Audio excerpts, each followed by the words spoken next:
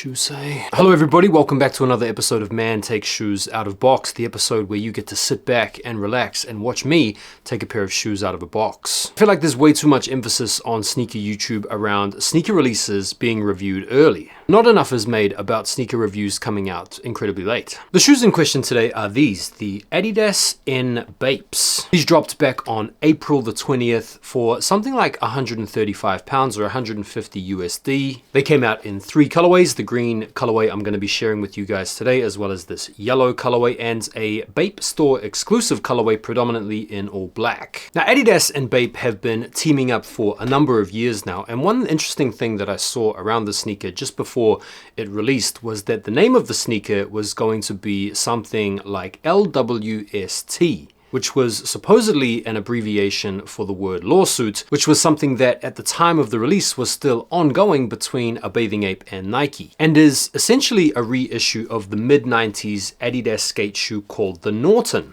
Over the past few years, we've seen a massive uptick in popularity of mid-90s and early 2000s skate shoes. Brands like Osiris with their D3 gave rise to a lot of inspiration for designer brands, particularly for Lanvin. SB Dunks have been really popping off in recent times. New Balance with their 306, as well as their 480 skate shoes, have been enjoying a lot of popularity. And the same can be said for Adidas, particularly trying to revive interest in shoes like the Campus. Now I got these because I'm pretty keen on Bathing Ape. Those of you out there with a bit of an eagle eye might have noticed this. I have quite a few Bathing Ape shoes, including some Bathing Ape Ultra Boosts. And I saw these sitting on the Kith website, and this was basically the final size that they had on the website. I kind of thought to myself, if I don't grab them, I might regret it. And so I pulled the trigger on them, and they came to me early last week. The price I paid though was £145, which is a little bit steeper than the normal retail. And I thought that this was what you call wanker tax, having bought them from Kith. I thought that they tacked on this pretentious premium just so that you could say that you copped them from Kith. They do this with all of their products. If you look at every shoe from the UK perspective on the Kith website, they're like 10% more than any other retail website. And I wondered what this tax really was. Is this really a wank tax, or is this to do with customs because Kith is predominantly based in the EU? Maybe the extra premium price allows for customs or something like that. Maybe someone out there can let me know in the comments. Is this wank tax, or is this just another Brexit benefit? Feel free to let me know. Let's get into the shoes. Starting off with the box. It is a wonderful box. It's got a little bit of weight to it. The dimensions are 3D. The lines are straight, the edges are sharp. Mine actually came with a little bit of bonus damage. You've got the inlaid Bape camo print, as well as the Adidas 3 stripes. You've got some co-branding on it. It's a lift-away lid. It's a fantastic box. A cool little extra feature that you get with these is this little bag, which is kind of cool. Comes in this mesh fabric a la your basketball shorts, and also features some Bape and Adidas co-branding on it.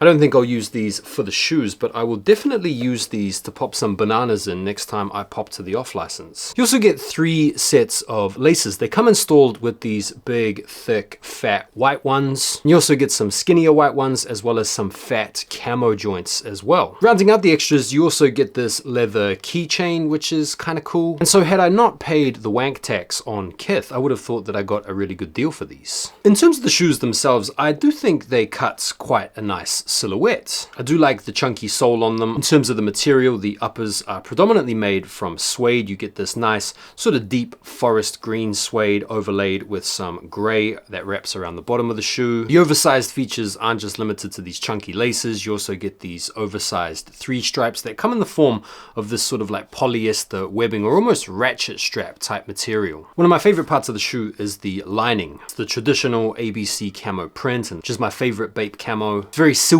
to the touch and quite pleasant when you slip your feet in there. You also have the oversized Adidas Trefoil logo on the tongue, which is debossed, the ape head on the back lateral quarter, and then you've got Bapester going down the back, which is another really cool touch, and that feature is embroidered. The gum sole's pretty nice. These are made for skating, so you've got a mixture of the herringbone traction pattern going throughout the middle of the foot, and then both the toe and the heel are sort of smoothed off, presumably to get a little bit more purchase on your board when you are feeling it out through the toe and the heel for both setting your tricks off and landing them. And so let's chuck them on and see what they look like and feel what they feel like.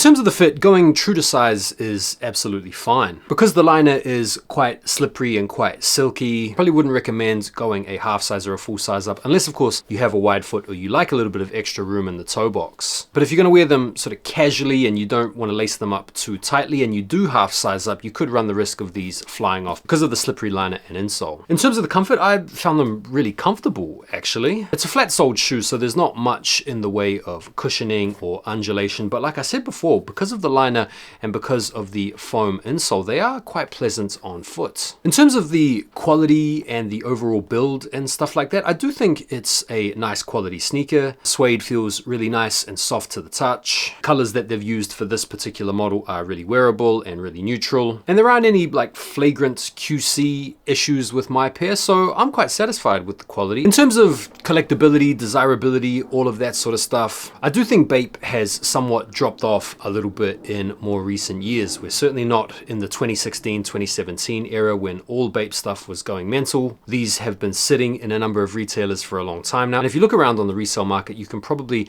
pick a pair up for right around retail, and if you're patient, you could probably wait to find a lightly used pair for under retail in the upcoming months. In terms of collectability, look, if you're someone like me and you are right into your bathing ape stuff going all the way back to the early 2000s, this is going to be a welcome addition to the collection. I do think these are really wearable. I do think they're comfortable. I think it's an easy shoe that you could potentially match up with a whole bunch of summer outfits. So I personally am really feeling these. And there we go. Those are my thoughts. The Adidas N Bape. It's definitely a shoe that I liked a lot more once I got them in hand. Really wearable colorway and a welcome addition to the collection. What do you guys think of these joints? Are you guys feeling these? Feel free to let me know down below in the comments. And as always, guys, I appreciate you taking the time to watch the video. Don't forget to like the video before you bounce, and I will see you on the next one. Take care for now, and peace.